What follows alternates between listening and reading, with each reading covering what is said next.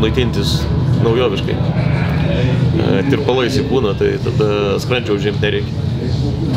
O jeigu atvirai, tai greičiausiai virusas, nes finišavom greičių ruožą.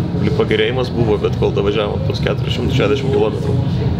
Tai vėl temperatūra 38,5 pakylo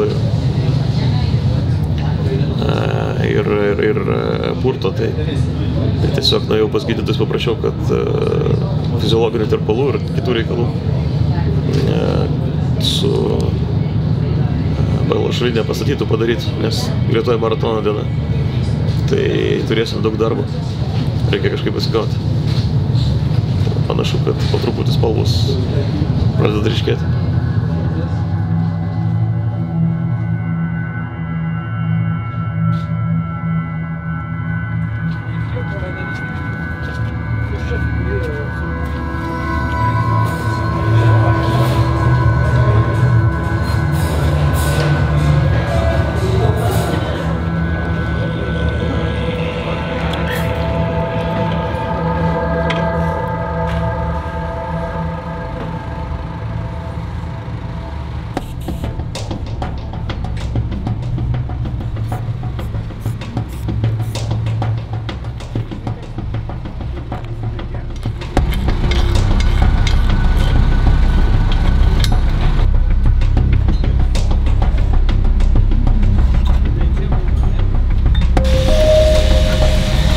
Kadangi rytoj maratono diena jau prasideda, tai reiškia, kad rytoj bus negalima remontuoti automobilio, technikų pagalba bus negalima.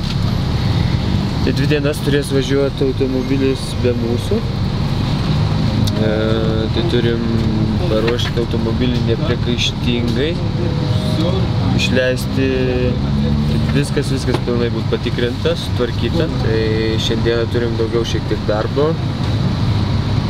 Keisim tokius dalykus kaip vairo kolonėlė, vairo siurblį, visur alyvas, keičiam traukės. Šiandieną turėjo Benediktas smūgį tokį priekiniams ratams, apkrovą buvus gavus. Tai dėl to daug profilaktikos padarysim priekį ir pakeisim, o po to inspektuosim, ar tos detalės buvo pažeistos ar ne. Tai maždaug tiek. Šiaip laiko turim jau nedaug, pas mus jau po 11. Startas tiksliai dar nežinau, dar nėra informacijos kelinta, bet ryte tai šiandien tokia įtemptas bus, įtempta naktis, tai ko gero patirbėsim iki ryto.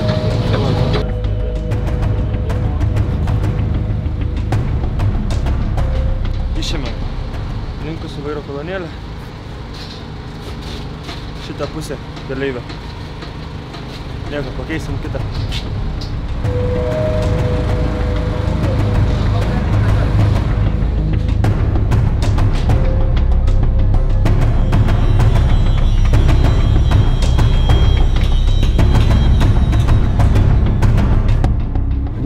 Jūs ką tik peržiūrėjote mano video. Jeigu norite sužinoti dar daugiau įvairios Dakaro informacijos ar šiaip visokiausių nuotykių, prenumeruokite štai čia. Ačiū, kad žiūrėjote.